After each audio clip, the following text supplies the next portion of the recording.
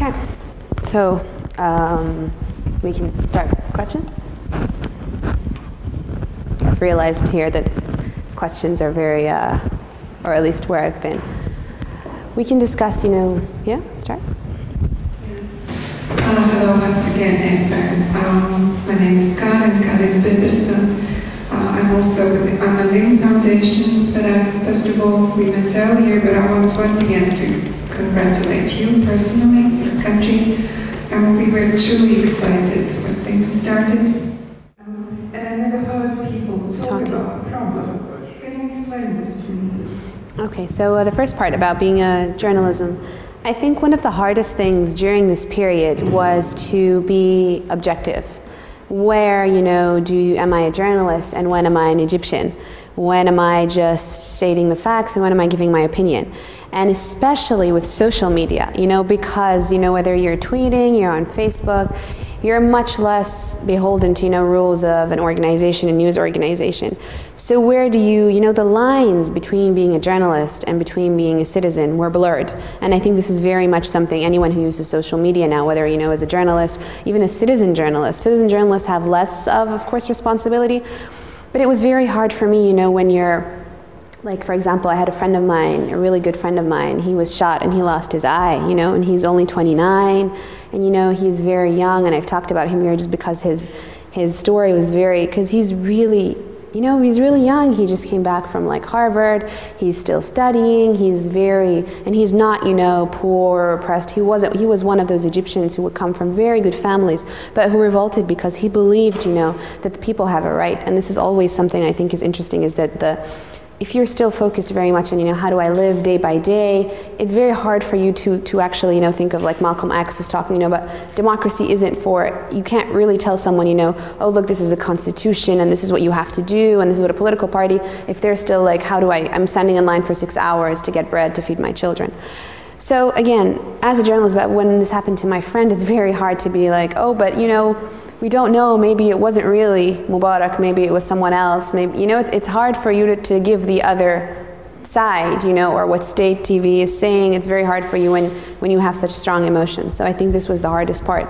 But hopefully I think I was, especially since I did a lot of, CNN appearances, a lot of freelancing, and you're supposed to accurately report, this is what's been happening, this is what the state says has been happening, whether it was something as ridiculous as them saying, people, there are foreigners in the square and they're giving out free KFC meals and 100 euros to every protester.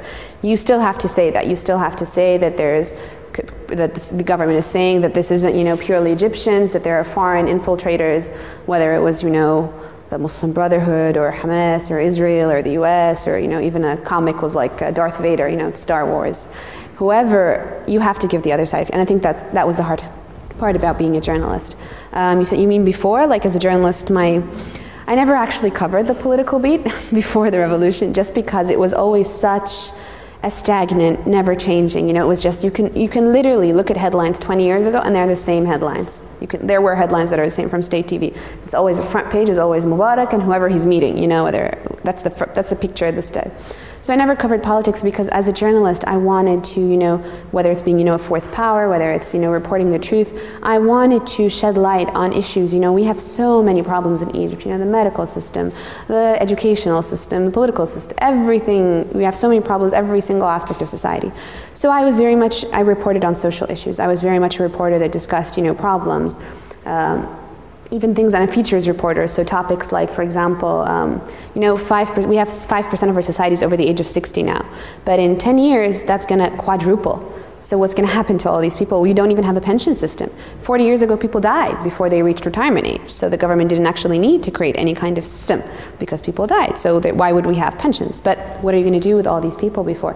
Especially in a very collectivist, communist, a culture which doesn't really accept the idea of homes for the elderly. Sees it as very, to have a home, you should be with your family. But actually now, it's actually that people don't have money to buy apartments, so it's the youth who stay with their family even when they're older, So these are the kind of stories that I discussed, hepatitis C in Egypt, leprosy, these are my stories. And I think what made them hopefully good stories is that they really investigated the issues, they really tackled the problems, they gave all sides of view, and they gave potential solutions. And actually some of them did result in, changes happening in the current system. So that's how I've been being a journalist.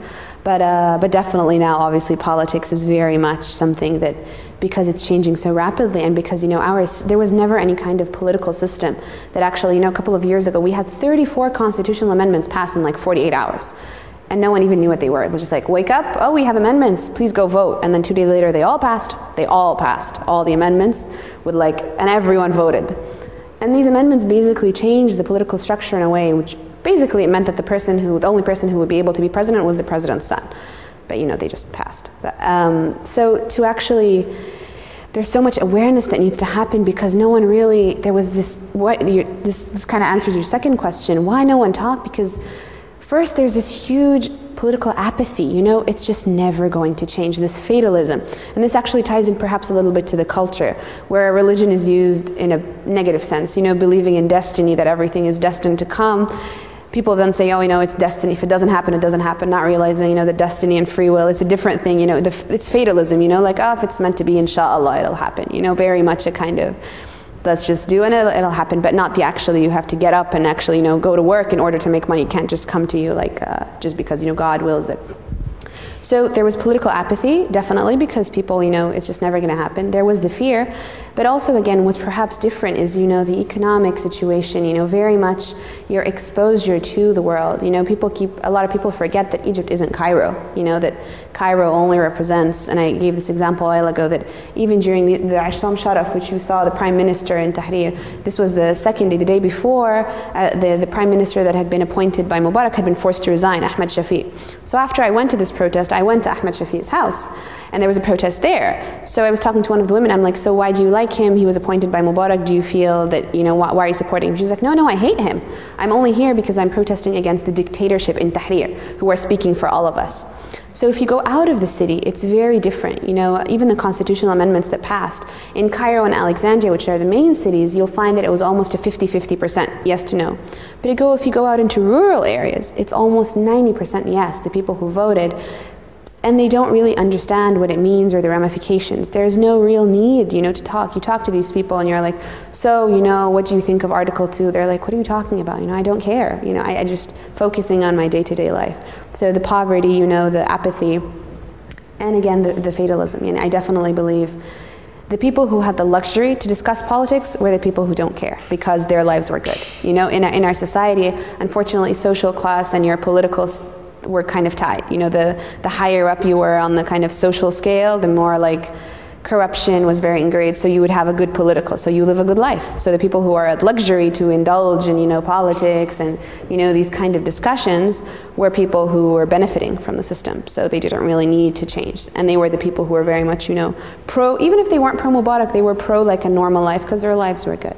But the people whose lives were very hard were people, and that's actually, again, like I was saying, the revolution was not a revolution of the masses, you know, it wasn't the poor, the oppressed. Even if you look at the Google executive, you know, the people who actually started the Facebook page, the movement, none of them were, you know, the people who needed it the most. So, it's basically more or less.